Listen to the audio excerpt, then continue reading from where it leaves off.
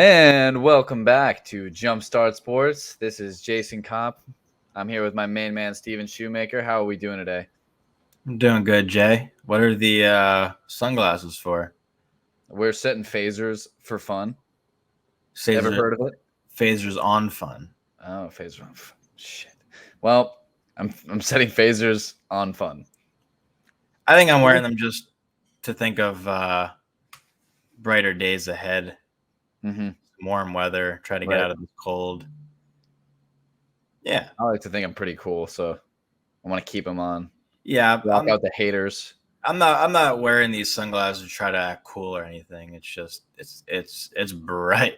It's bright in here from this ring light, as you can see in the reflection. That's right, mine too. But All let's right, talk a well, little bit some basketball today. What do you think? yeah, let's get into it. Welcome into episode 5. We're here to talk a little bit about the NBA today. Obviously, there's some craziness, and it's too hard to do it week by week like we do with the NFL. So let's just get right into like some incredibly crazy headlines that we had. How about the Thunder this past week? That was the biggest blowout in NBA history. The Oklahoma City Thunder got, to put it kindly, spanked by the Memphis Grizzlies by 73 points. They lost 152 to 79. It was like a varsity team playing a middle school team. That's what it looked like out there, Jay. It was embarrassing for the Thunder, that's for sure. Yeah, it was an all-time horrible game. I mean, okay, I feel like this is a great segue because the Thunder are currently 6-16, right? The Grizzlies had 10 different players that were in double figures in that game. Do you see, like, the Thunder, I feel like, have accrued so many first-round picks over the next, whatever it is, like 3 or 4 years. Obviously, they're a horribly put-together team right now. They do have some good pieces. They have Dort. They have Josh Giddey, who's been a pretty good surprise. Mm-hmm. And obviously they have Shea as well, Gilgeous Alexander, who's absolute stud. Do you think that there's maybe some issue with this rebuilding philosophy, or do you see like maybe they're actually doing something right by having the year that they're having? It's kind of like what the Sixers did. I think the Sixers, when they were rebuilding, and it's just like maintaining as many first round draft picks as possible, Mm-hmm. bringing in a young core of guys, and then when you see that they play hard and they're doing well, that's when the trades, I think, start to come in, and other players are like, "Wow, I'd love to go play for these guys." But the Thunder, they haven't been the Thunder since KD, James Harden, Russell Westbrook. And it's going to take a lot. It's going to take a lot. It's going to take a long time for them to get back to that position again. They're going to be bad for many, many years to come. And I feel like it's not even really tanking. They're just a bad team. They can't win. And the funny part about this is, so far, they're not even the worst team in the NBA. They couldn't even do that, right? They're worse. The Pelicans are the worst team in the Western Conference right now. But they do have, like you mentioned, with Dort and Giddey. Giddey was a good draft pick this year. Mm-hmm. He's definitely making a name for himself in the conversation for Rookie of the Year. But they definitely just have to keep rebuilding, and it's tough. I went through that as a Sixers fan. You went through it as a Knicks fan. It's tough when your team's bad and you just you do it for the love of the game, for the love of your team. You sit through every game no matter what, because it's basketball and we love it. But it's definitely frustrating when you are rooting for a team that you just know is going to be bad for a very long time. Yeah, I definitely agree with those sentiments. I just think I feel like there's actually a lot of risk to it because it's the hit rates on the top players. I mean, I feel like there's probably a very high hit rate on the top 10 or maybe even the lottery. And then past that, you're kind of shooting at darts, right? Like it could go anywhere. And, you have some incredible picks that end up are like second round picks. It happens. But you also have some first round picks that are just horrible. And that's the way the cookie crumbles, unfortunately. So it'll be really interesting to see with they're oodles of draft picks. If they can create a new dynasty like they did with Kevin Durant when the Supersonics drafted him out of Texas, and then they had Harden out of Arizona State, I believe, Mhm. as well as Russell Westbrook out of UCLA. It's you got to be patient with this process, that's for sure. And Mm-hmm. you look at your young guys and how well can they develop. I was always high on Josh Giddey. I think so far he's been doing really well. If they're going to get anything productive out of this season, I think it's developing your younger guys. Dort's already been developing from last season. He's progressing. Giddy's been off to a good start, and we can just look at briefly so far through the season. We're not even halfway there yet, and you look at some of the rookies. Scotty Barnes out of the Raptors. Is he able to keep it up and do what he's doing? But he's not on a good team. He obviously has more with Van Fleet and Siakam than someone like Josh Giddey does. He doesn't have anybody, so he's kind of like the go-to guy on that team. Do you think it's at all possible? I feel like he'd really have to pop off, but do you think it's at all possible for Giddey to get Rookie of the Year?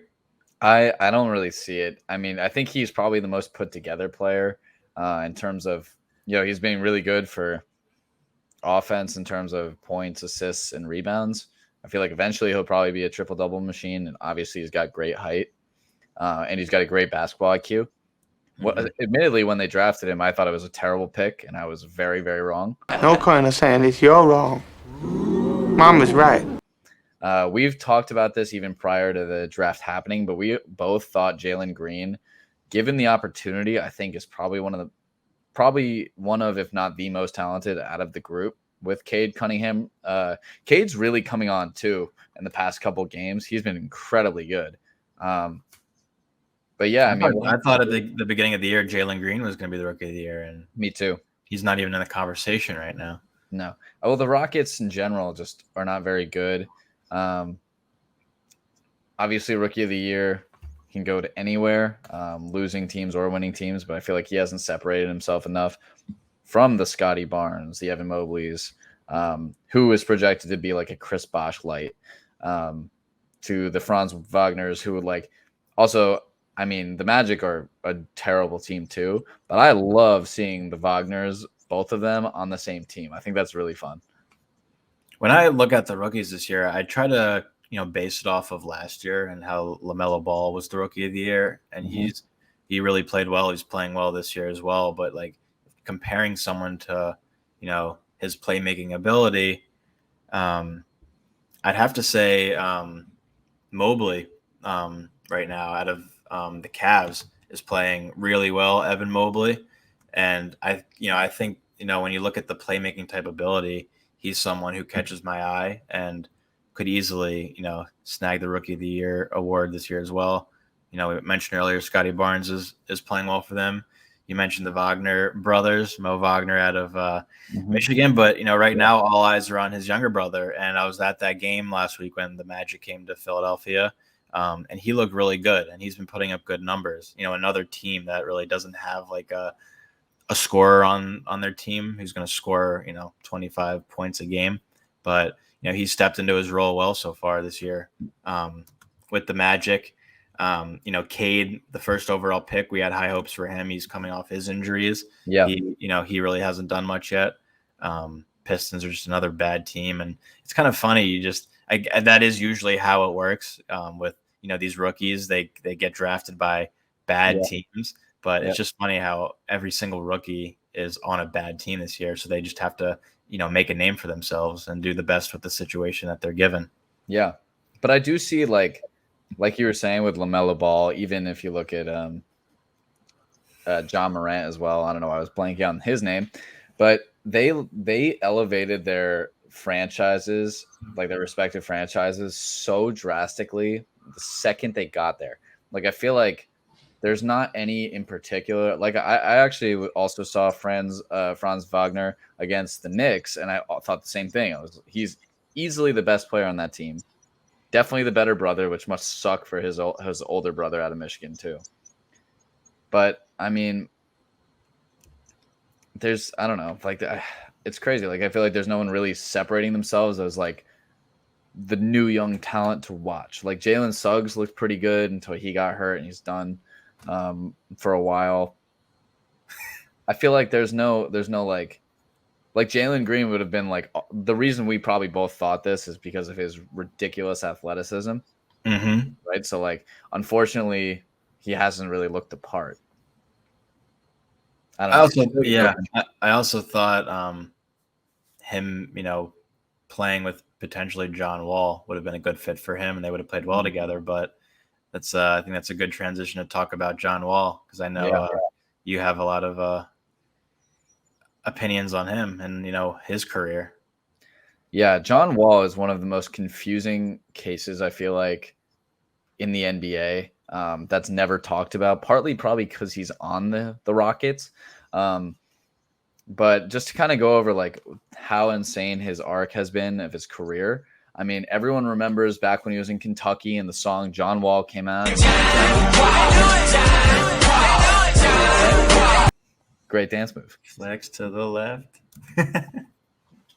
Um, That was my warm-up song before I got into the shower. and then what'd you put on? You don't want to know. I'll save that for another time. Oh my god. Was it like Beautiful by Akon? No, I think it was Toxic by Britney Spears, but it's another story. But like you said, just when he was drafted by the Wizards in 2010, and he went off in his first year right out of Kentucky, and they won the chip, right? Didn't John Wall win the chip with them in Kentucky? Yeah, I think so. Was that? I think I don't know if he did or not. We'd have to look that up. I know the team with Devin Booker won it all. No, he wasn't with Devin Booker. He wasn't with Devin Booker. No, obviously. He was a one and done. Yeah, he was a one and done. Yeah, I don't know if he was one and done. We'd have to look that up. But he came out and just started balling. Made a name for himself right away. Many might argue that he should have won Rookie of the Year, but came in second to Blake Griffin that year. Yeah, Blake Griffin was so polarizing. I feel like there was no way.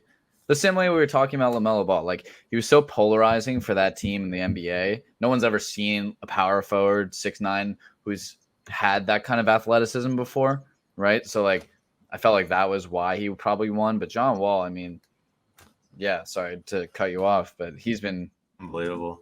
Yeah, he's been unbelievable almost his whole career. Yeah, he really has been. And then, even though he didn't win Rookie of the Year, he was NBA All-Rookie first team that year. 4 years later, in 2014 to 2018, he was named to 5 straight NBA All-Star games. Just, one of the more prolific scorers in the league, takes Bradley Beal under his wing. I'd like to think, with how good Bradley Beal is, and he's the leader of the Wizards team now, that he, John kind of taught him everything he knows and helped make, Bradley Beal into the player that he is today.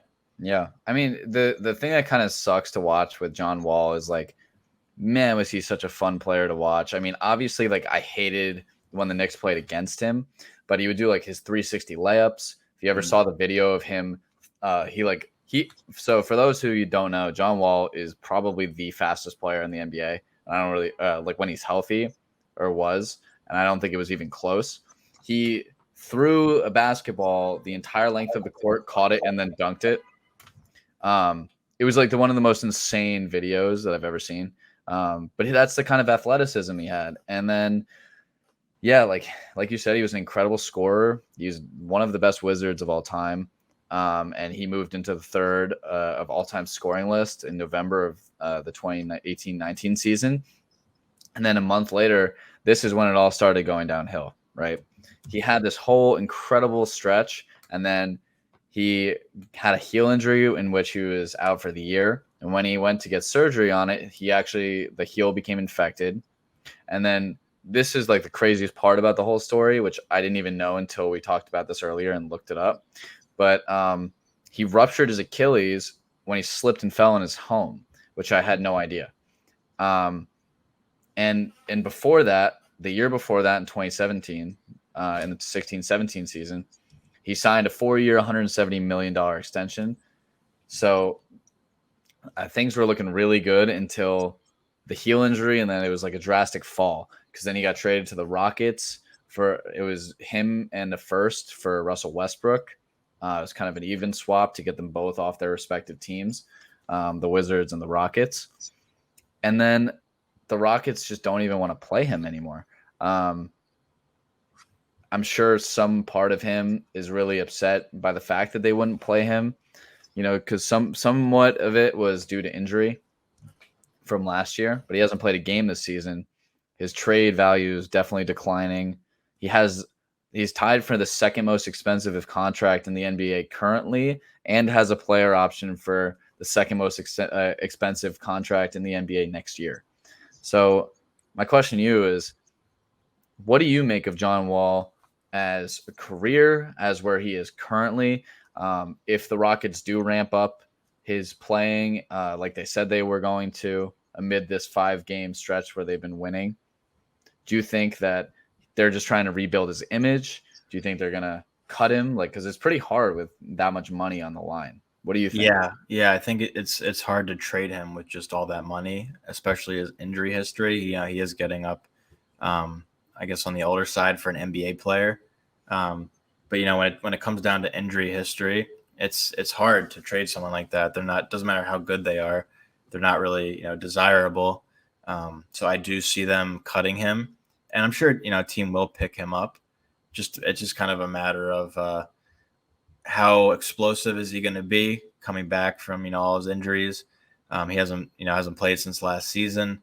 Didn't even make it through the full season last year. So It's just kind of he'll be a nice addition to a team that could use a playmaker. I'm sure he still has a lot of playmaking abilities. Team that is willing to pick up his contract is obviously another thing to consider. But I've always been a fan of his. I'm rooting for him. Be nice to see him play this year at some point, but I do think that's the route the Rockets will probably take, is cutting him and rebuilding like so many other teams are in the NBA. Yeah, I think you're probably right. And speaking of someone on a new team, so there were some rumors about Damian Lillard where he wanted to play with our favorite player. Love him so much on the Sixers. It's been great this year. Ben Simmons. Mr. Softy. Ben Simmons, right. I said that. Ben Simmons, right. Ben Simmons. The best shooter around. People marvel at how he's even a better shooter than Steph Curry. It's been said. Oh, boy. So apparently that he wants to play with Ben Simmons in Portland. So what do you think of that? And do you know any more about that situation? So this past Friday, the Trailblazers GM was let go. And there was just all this controversy before the season even started in Portland with what's going to happen with Damian Lillard. Do we, trade him? Do we do everything we can to keep him and build a team around him? And that was the route they seemed to take. And I believe it was today Dame came out and said he'd like to play in Portland with Ben Simmons. But it's an interesting comment because I think he knows if they're going to bring him in, they're going to have to give up a lot, which means losing, a brother in CJ McCollum. The Sixers are not going to do Simmons for McCollum straight up, even though I would be more than happy with that. They're going to ask for another player, maybe, and Robert Covington as well, bring him back to Philly, as well as a first-round pick at least. And that's a lot to ask. And it's interesting because you look at Portland, and let's say this does go through, if this does, become a thing, how's that even going to work? Like, Ben Simmons brings the ball up, but Lillard is the playmaker. So it's like, I don't get how they're going to play together. Is Lillard going to slide into that shooting guard role that McCollum was in and just kind of, play off of each other? It's interesting because, we want to I feel like I would give Simmons a shot if he wanted to play, but he just doesn't even want to play for us. So it's just like, just get rid of him at this point. Yeah. But, if you do go through with that, it'll be interesting to see what Ben Simmons could do for the Trailblazers. knowing that he can't shoot the basketball, but knowing what's going to happen is I'm sure he'll go there and he'll start, knocking down threes. It's like Carmelo Anthony.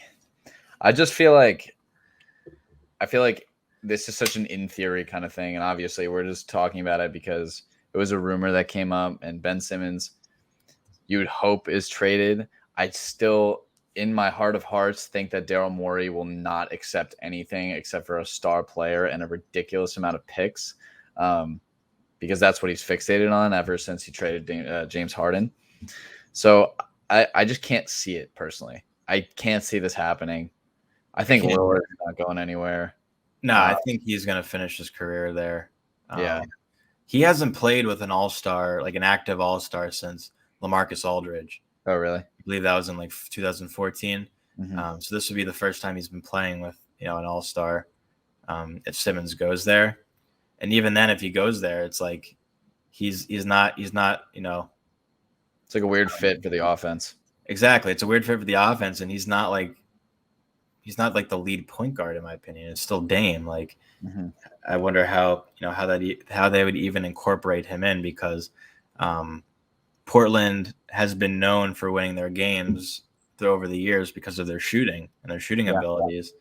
So if they get rid of, they lose a scorer in McCollum, how much of an upgrade is that? It's a big upgrade on the defensive end, getting Simmons, but in terms of offense, how much is he really going to be able to do for them? I mean, he hasn't played since the playoffs last year. So yeah, and that wasn't a very encouraging showing either. Yeah, it's just kind of a waiting game at this point. I personally hope it happens, because it'd be nice to get McCollum. I think he could be, a great addition for our offense. We need another scorer. That's what we've been missing.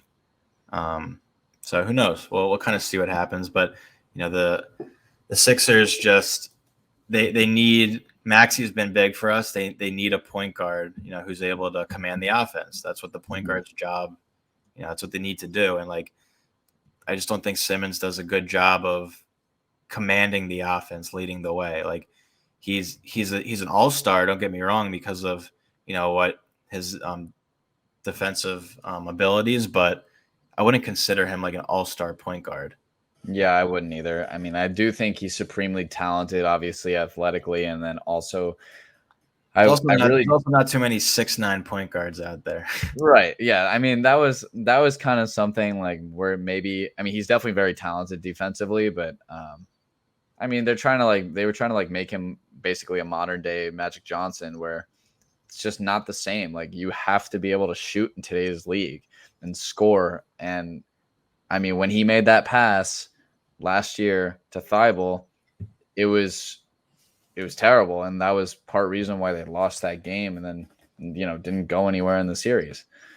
But since we've been talking about Sixers greats like Ben Simmons, you see what Allen Iverson came out with recently with his top 5 players of all time? Yeah, I saw that, and it was interesting that you just mentioned the name Magic Johnson, because surprised he left that name out. But there's so many players, like greats, that talk about their top 5 players of all time. Yep. And Iverson. Smith.